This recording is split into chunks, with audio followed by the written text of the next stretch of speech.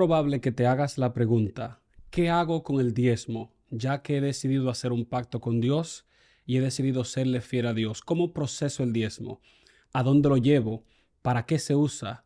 ¿Cómo me aseguro que se use de la forma correcta? Si quieres saber la respuesta a esta pregunta, quédate conmigo en este video. Que Dios te bendiga.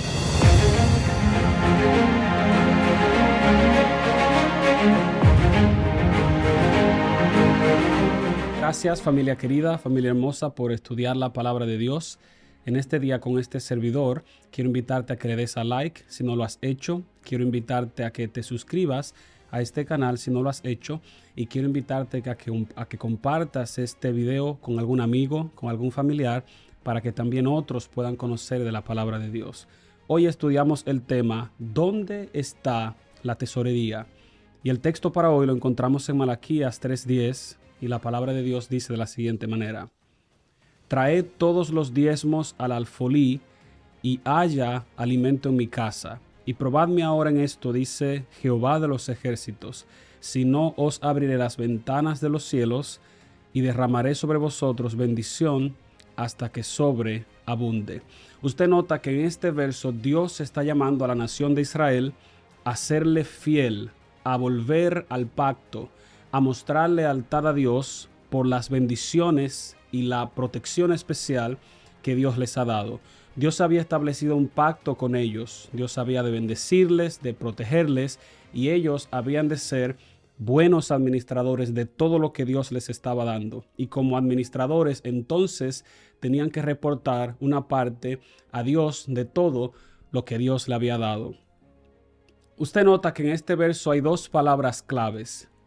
La primera palabra es el alfolí y la otra frase dice alimento en mi casa. La primera palabra, alfolí, es la palabra que se utilizaba en el Antiguo Testamento para hablar de la tesorería, es decir, las canastas, las arcas donde se depositaban el diezmo cuando era traído al santuario. También en el mismo lugar se depositaban las ofrendas.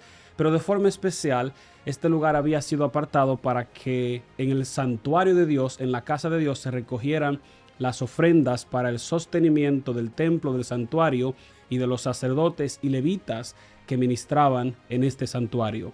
La otra frase es alimento en mi casa. Usted nota que la frase alfolí o tesorería o arca está ligada a mi casa, porque es a la presencia de Dios, el lugar que Dios ha establecido como su morada, o el lugar que se ha establecido como morada de Dios, el lugar que se ha establecido como un santuario para adorar a Dios. En la edad moderna hoy sería la iglesia, porque cuando Cristo vino, Él fundó su iglesia y le encargó a esta iglesia predicar el evangelio a todo el mundo para que entonces Él pueda venir por segunda vez.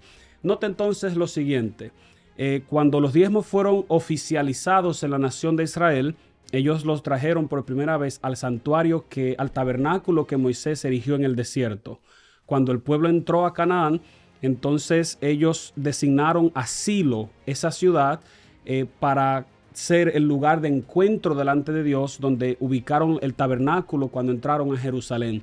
Luego David movió el arca a Jerusalén, en la ciudad, hasta que entonces Salomón construyó el templo, y con este lugar en el templo de Jerusalén fue el último lugar de forma oficial que Dios había establecido en el Antiguo Testamento para que sus hijos le trayeran sus diezmos y las ofrendas a Dios. Es interesante, hermano querido, que la palabra de Dios nos dice algo importante. Muchas personas dicen, bueno, es el diezmo, yo quiero ser fiel a Dios, ¿qué hago con él? Bueno, yo puedo designarlo para los pobres. Y lo que muchas personas no toman en cuenta es que el diezmo es para Dios. Quien pide el diezmo es Dios. Por lo tanto, no es a nuestra voluntad la forma en la que el diezmo se va a utilizar. Dios ya ha establecido un propósito especial y es para el sostenimiento de los que trabajan en la misión de su iglesia. Es por esto que en Deuteronomio capítulo 12, versos 5 y 11, tenemos los siguientes mandamientos de forma clara, establecidos por Dios. Mire cómo dice el verso 5. Sino que el lugar que Jehová vuestro Dios escogiere de entre todas vuestras tribus, para poner allí su nombre por su habitación, ese buscaréis y allá iréis. Y mire que dice el verso 11. y al lugar que vuestro Dios escogiere para poner en él su nombre, allí llevaréis todas las cosas que os he mandado, vuestros holocaustos, vuestros sacrificios, vuestros diezmos, las ofrendas elevadas de vuestras manos y todo lo escogido de los votos que hubiereis prometido a Jehová. Note que el lugar donde habrían de traerse las ofrendas, los sacrificios, los diezmos y cualquier voto que una persona hiciera, una promesa delante de Dios, esas personas tenían que traerlo al lugar que Dios había establecido. En el Antiguo Testamento era el templo, el santuario, y en el día de hoy es la iglesia donde Dios ha designado un grupo de personas para que no lo usen conforme a su voluntad, porque note, también estamos viviendo en un mundo muy complicado y hay muchas personas que se dedican a estafar a las personas inocentes. Tienes que tener cuidado para que no te dejes estafar. Una persona no puede determinar el uso del diezmo. La Biblia ya lo ha hecho. Una persona no puede administrarlo todo. Debe haber un equipo de personas que se encarguen de hacer la contabilidad de forma formal, y esas personas también tienen que ser auditadas. Por eso es que la iglesia adventista, donde yo sirvo como pastor, los pastores no tienen nada que ver con el diezmo. Los pastores solamente se encargan de administrar la iglesia en términos de administración básica, el evangelismo, pero todo lo que tiene que ver con el dinero, y eso es una comisión que se encarga con tesoreros, subtesoreros, donde se hacen anotaciones y donde se llevan récord, y esas personas son auditadas por contadores especiales para que se mantenga la transparencia, y la iglesia es informada de cuánto entra, de cuánto sale, y hay evidencias de cómo se gasta el dinero, de cómo se usa el dinero en la iglesia. Note algo interesante. Dios también había establecido que el pueblo trajera en el Antiguo Testamento de forma especial, porque todo el pueblo estaba esparcido, pero ellos se juntaban de forma especial 3 veces al año. En Éxodo capítulo 23, 14 al 17 dice que ellos subían 3 veces al templo. Toda la nación se juntaba 3 veces al año en las fiestas de la Pascua, del Pentecostés y la fiesta de los tabernáculos. Se juntaban de forma especial para traer su ofrenda delante de Dios. En este caso, nosotros lo hacemos cada sábado, los que pueden. Algunos lo hacen al mes, otros lo hacen cada 15 días, otros lo hacen cada 3 meses, otros lo hacen al final del año, los que tienen negocio, cuando ya han determinado cuánto fue la ganancia que le quedó. Lo importante es que nosotros tratemos de honrar a Dios y hacer la voluntad de Dios. Y para eso tenemos que leer su palabra. Por eso es que usted, hermano querido, tiene que estudiar su palabra, para que usted no simplemente sea guiado por lo que otro dice. Vaya a la palabra de Dios, y la palabra de Dios te va a enseñar que Dios exige su parte como parte de nuestro pacto con el segundo. Dios exige que sea utilizado de una forma específica.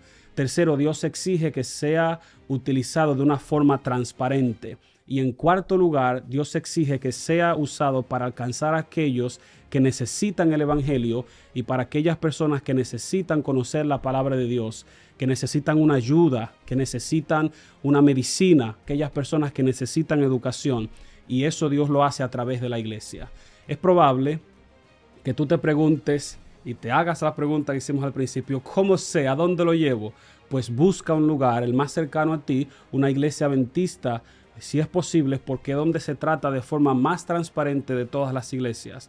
Pero no te quedes sin serle fiel a Dios. Dios ha sido bueno contigo y Dios te ha dado mucho. Y es por eso que el Señor no solo quiere bendecirte con una parte pequeña, Dios quiere bendecirte, como dice el verso, de forma hasta que sobre y abunde. Pero tienes que ser fiel a Dios. Tienes que ser un buen administrador delante de Él. Dios nos ha dado mucho y Dios espera que nosotros le devolvamos a Él con un corazón alegre, como dice Pablo, porque Dios ama al que da con alegría, con un corazón lleno de gratitud. Hoy es un día bonito para que le seas fiel a Dios y pongas al Señor en primer lugar. Que Dios te bendiga.